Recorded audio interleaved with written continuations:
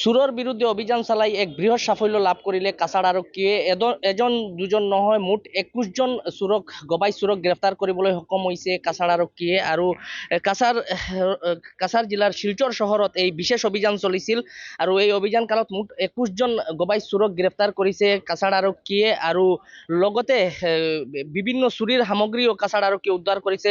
সোণৰ অলংকাৰ সহ মোবাইল, টিভি আদিকে ধৰি বিভিন্ন চুৰি সামগ্ৰী উদ্ধাৰ কৰিবলৈ সক্ষম হৈছে কাছাৰ আৰক্ষীয়ে। কাছাৰ আৰক্ষীৰ এই এক বিশেষ অভিযান চলিছিল আৰু বিশেষ অভিযান কালত দেখা গৈছে যে মুঠ 21জন গবাই চোৰক গ্ৰেপ্তাৰ কৰিছে কাছাৰ আৰক্ষীয়ে। আৰু শিলচৰ চহৰৰ বিভিন্ন স্থানত বিভিন্ন সময়ত এই চোৰসকলে বিভিন্ন চুৰি কাণ্ড সংঘটিত কৰি আহিছিল আৰু ইয়াৰ পাছত দেখা গৈছিল যে এই চোৰৰ বিৰুদ্ধে অভিযানত নামিছিল কাছাৰ আৰক্ষী আৰু একেই নিশাই কাছাৰত মুঠ 21জন গবাই চোৰক গ্ৰেপ্তাৰ কৰিছে কাছাৰ আৰক্ষীয়ে। মোৰ লগত আছে কাছাৰ আৰক্ষী অধীক্ষক নুমাল মহাতা, মই তেওঁৰ মন্তব্য লোৱাৰ চেষ্টা কৰিম।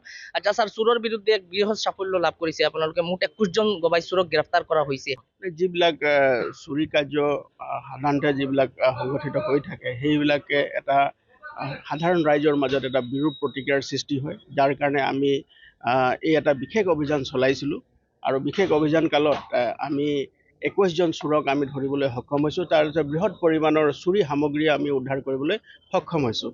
আৰু যোৱাকালি আমি এটা বিশেষ ইনপুট লাভ কৰিছিলোঁ, যিটো ইনপুটত আমি গম পাইছিলোঁ যে কিছু সংখ্যক লোক মানে 4-5জনমান লোক তেওঁলোকে ৰাঙিখাৰীৰ এটা বিশেষ অঞ্চলত আনডিছক্ল'জ এটা ডেষ্টিনেশ্যনত তেওঁলোকে বহিছে আৰু তেওঁলোকৰ মাজত কাজিয়া হৈছে যে তেওঁলোকৰ নিজৰ নিজৰ এৰিয়া অফ জুৰিছডিকশ্যন, য'ত য'ত কোনোবাই গৈ পেলাই তেওঁলোকে এৰিয়া চুৰ কৰিব নোৱাৰে, বেলেগ এজন গৈ তাত চুৰ কৰিব নোৱাৰে, এনেকুৱা ধৰণৰ এটা বৈঠক হৈছে বুলি আমি খবৰ পাইছিলোঁ। আৰু এইটো ভিত্তিত গম পাই যেতিয়া আমি এটা বিশেষ অভিযান গোটেই ৰাতি আমি চলাইছিলোঁ, কিছু সংখ্যক লোকক যেতিয়া আমি আটক কৰোঁ, তেওঁলোকৰ পৰা লাভ কৰা তথ্যৰ ভিত্তিত আমি বাকী লোককো ধৰিবলৈ আমি সক্ষম হ'লোঁ।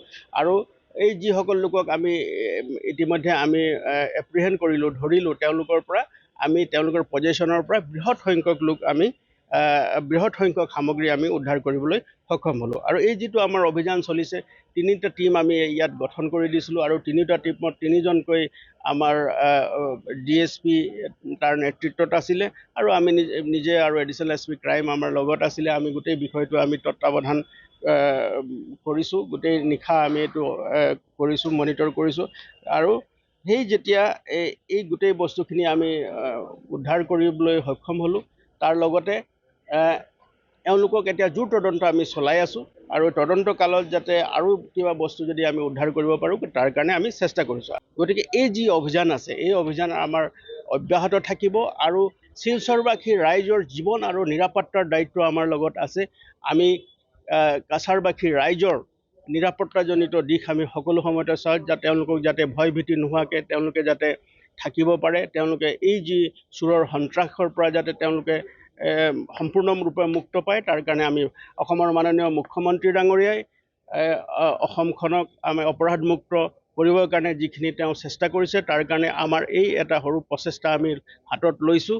আৰু এই প্ৰচেষ্টা আমাৰ অহৰহভাৱে চোৰৰ বিৰুদ্ধে যিটো অভিযান আছে, আমাৰ অভিযান চলি থাকিব। হয়, নিশ্চয়কৈ এইদৰে চোৰৰ বিৰুদ্ধে এক বৃহৎ অভিযান চলাই এক বৃহৎ সাফল্য লাভ কৰিলে কাছাৰ আৰক্ষীয়ে। আৰু কাছাৰৰ আৰক্ষী অধীক্ষক নুমাল মহাতাই জানিবলৈ দিয়া মতে শিলচৰ চহৰৰ ৰাংগিৰখাৰী অঞ্চলত এক গোপন বৈঠক চলি আছিল। এই চোৰসকলৰ তেওঁলোকৰ এৰিয়া লৈ এটা বৈঠক চলি আছিল আৰু এই গোপন বৈঠকৰ সূত্ৰ লাভ কৰি আৰক্ষীয়ে অভিযান চলাইছিল। আৰু এই অভিযান কালত প্ৰথমতে কেইজন চোৰক গ্ৰেপ্তাৰ কৰিছিল আৰক্ষীয়ে আৰু ইয়াৰ পাছত এই চোৰ কেইজনৰ সূত্ৰৰ ভিত্তিত বা তেওঁলোকক সোধপোছৰ অন্তত মুঠ 21গৰাকী গবাই চোৰক গ্ৰেপ্তাৰ কৰিছে। আৰু মই পুনৰ দেখুৱাৰ চেষ্টা কৰিম যে এই যি চুৰিৰ সামগ্ৰী আপোনালোকে দেখি আছে যে ৱাটাৰ পাম্প সহ LED TV, mobile phone, Android mobile phone, সোণৰ সামগ্ৰী সহ বিভিন্ন চুৰি সামগ্ৰী কাছাৰ আৰক্ষীয়ে উদ্ধাৰ কৰিছে। আৰু মুঠ 21জন চোৰ গবাই চোৰ কাছাৰ আৰক্ষীয়ে গ্ৰেপ্তাৰ কৰিবলৈ সক্ষম হৈছে।